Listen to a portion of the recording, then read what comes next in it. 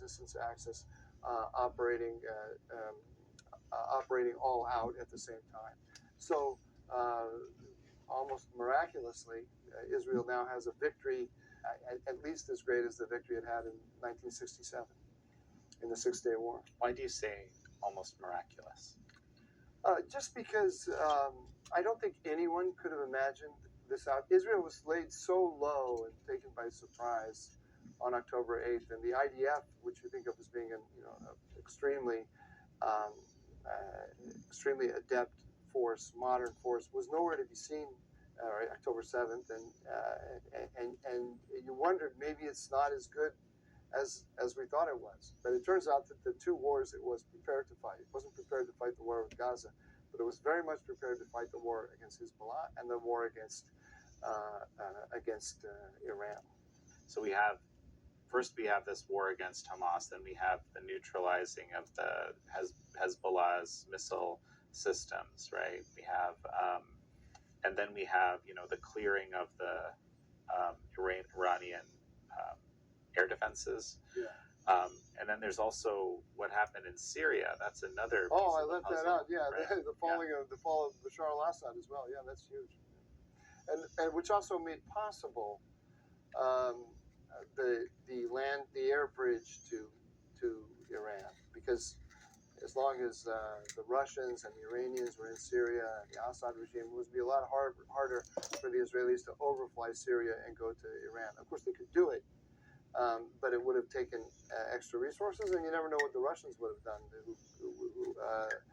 in terms of helping to give the Iranians early warning. One of the most amazing things about the Israeli attack against the Iranians is that they totally took the Iranians by surprise. So the scientists were in their beds, commanders all got together thinking they were safe. That is just remarkable. No one else can do this kind of thing. It's not, the United States can't do this. I mean, it takes such penetration of the system to lay the groundwork for these operations. I think that Donald Trump and Prime Minister Netanyahu were loosely coordinated throughout all of this. I don't think it was all meticulously choreographed. And when the Israelis went against the Iranians, my interpretation, I could be wrong, we'll find out over time, but my interpretation is that Trump gave them a yellow light. The Israelis. He had promised them that he wanted to try to get a diplomatic answer to the Iranian nuclear program. He had promised them that he'd only take 60 days. The 60 days came and went, and Prime Minister Netanyahu said, we have to go against the Iranians now. This is our window of opportunity. And so Trump gave them a yellow light. They executed flawlessly.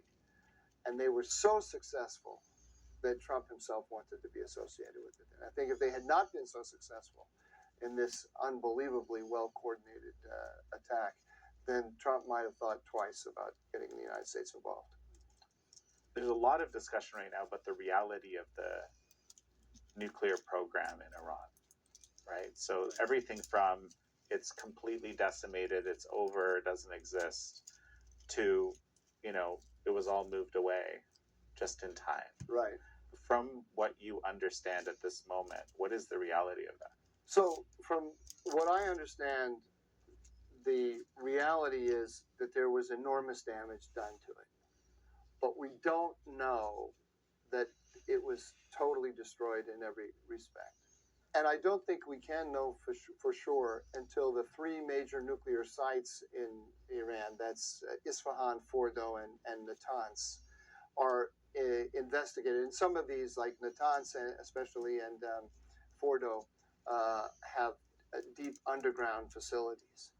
And there's still a little lingering doubt that maybe some of the enriched uranium was squirreled away by the Iranians in some other secret site before Isfahan and Fordo were attacked.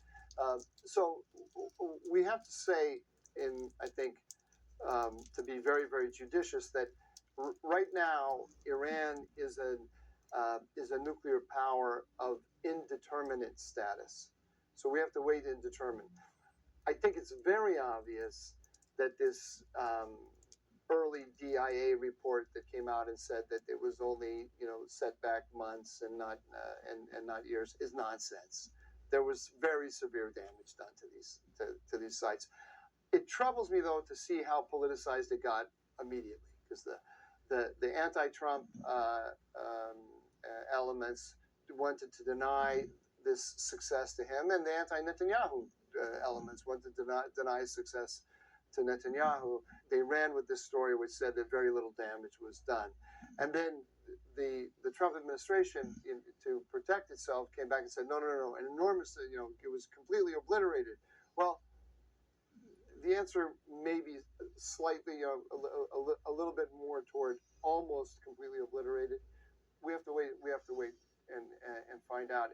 I think this is a question that can be objectively answered. There's an objective answer to this question, and we have the tools eventually. It may take weeks or months to figure it out. We have the tools to know for sure. So everybody should just back off a little bit, cool down, and wait and find out. My producer and I were discussing earlier that one of the things that isn't as well known is that the Iranian nuclear program has a modular nature. It was designed this way to make it easier to not have it all be obliterated. And of course, it's been, in development forever. I mean, for many decades. It gives me great pleasure to think how successful the Israelis were, and together with us. There were some 18 different sites. The four that mattered the most were Arak, the plutonium reactor, Fordo, the deep underground bunker under the mountain, Natanz, which is the major enrichment facility, the hub of the whole system, and Isfahan, which was where the conversion facility. Those are the four most important ones. But there were some 14 more, and I thought it was almost impossible for the Israelis to hit all of them, and I'm glad I was wrong about that. Bottom line is, the program has been degraded dramatically. Dramatically, and it won't surprise me if the Trump administration is 100% correct that it has been totally obliterated. It's just that at this point we can't know that for sure. But we have also sent a signal. We've broken a number of taboos or red lines that we imposed on ourselves. We have once again made the Iranian nuclear program completely illegitimate. We've shown that we will take military action to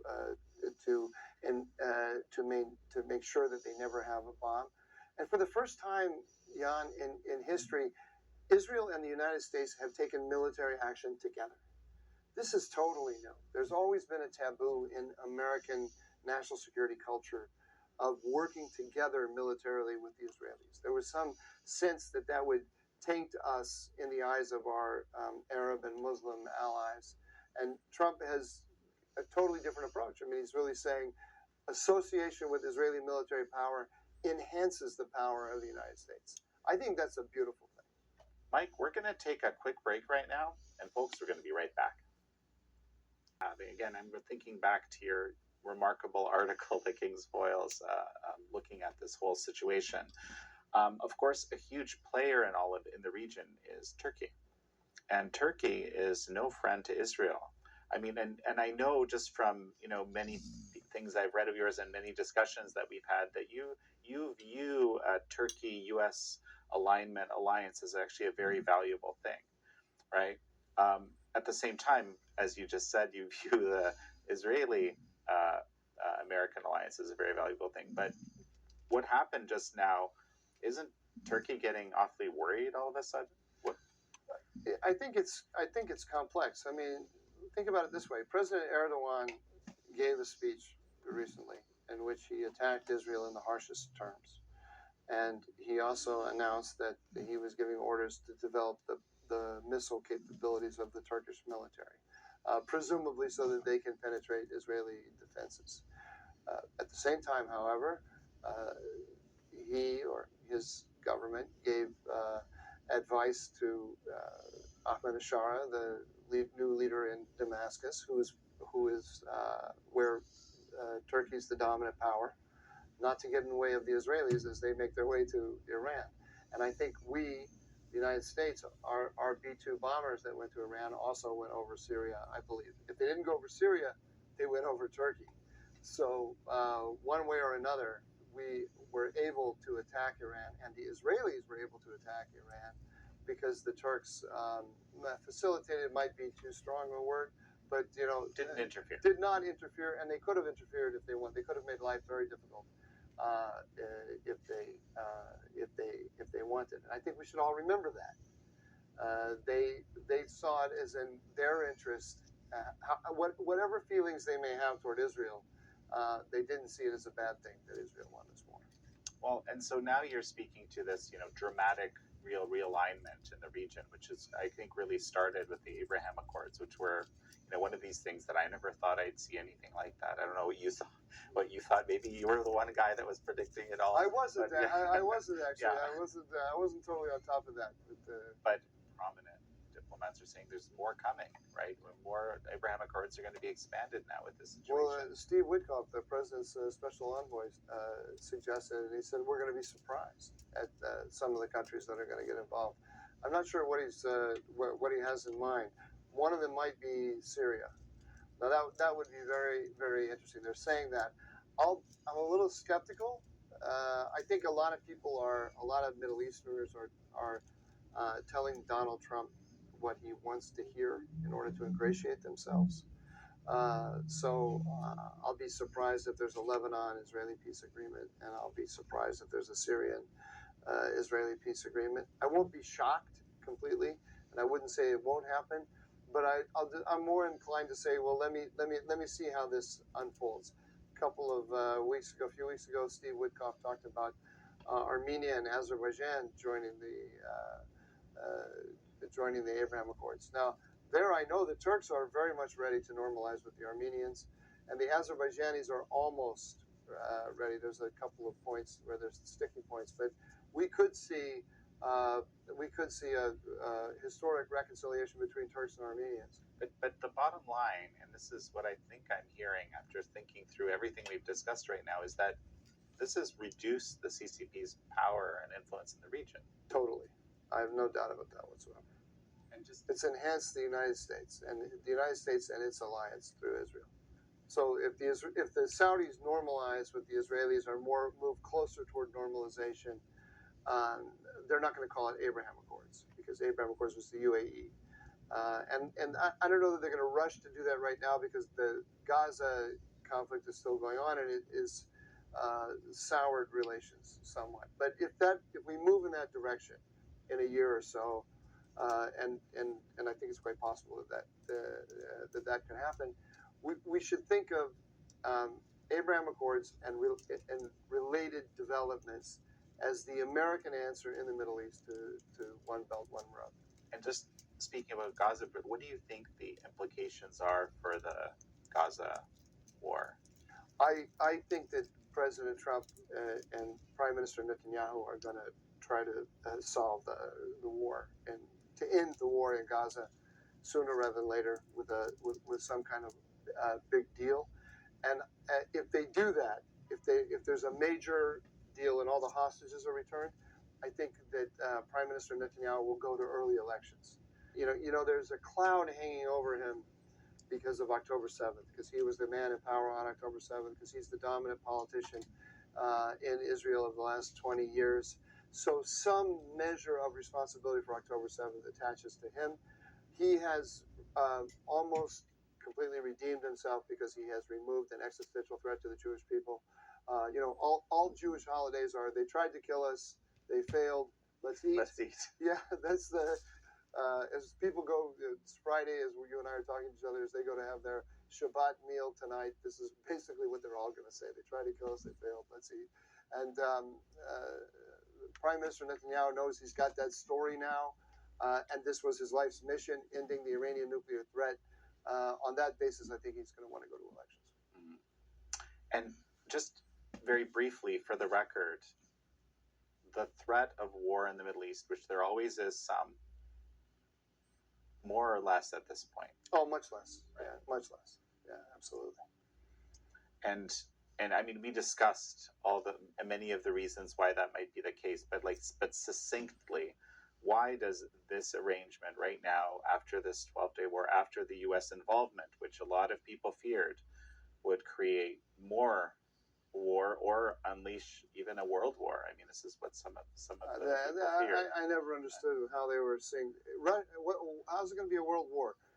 China is supporting Iran, but from a distance, like we discussed, with the companies providing data and missile technology and missile technology and that kind of thing. But they're not getting directly involved with their military.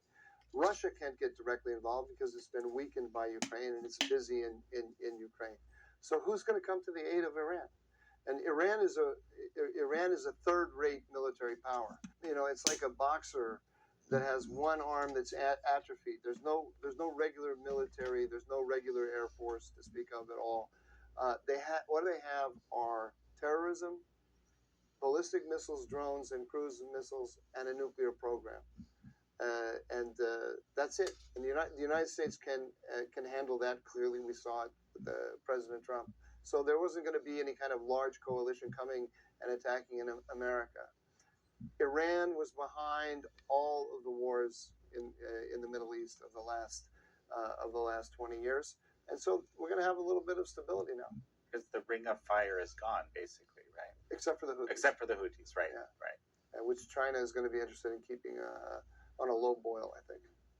Mike, as we finish up, of course, Israel wanted to degrade the nuclear program of Iran. That's obvious.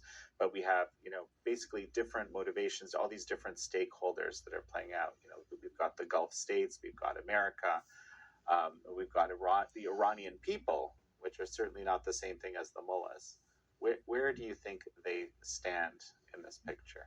All of those different elements? Yeah. I think the American people were overwhelmingly in favor of what President Trump did. He did split his own coalition because there is this younger crowd that is very much influenced by these online influencers who saw this as some kind of betrayal of the MAGA ethos. But the polling shows that the American public, and particularly the MAGA base, were supportive of this. Every president since Clinton has said Iran cannot have a nuclear weapon.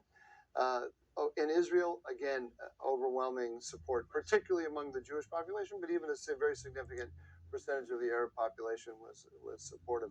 In the Gulf, I think you have a kind of duality in people's minds.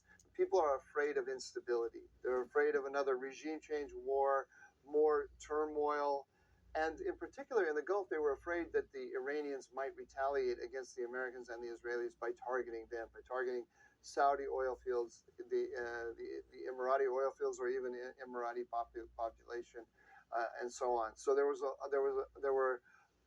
lot of vocal opposition by the leadership in Saudi Arabia and the UAE to the war, which was partly out of fear of the thing devolving into something that was going to be detrimental to everyone, and partly out of fear of being targeted by the Iranians.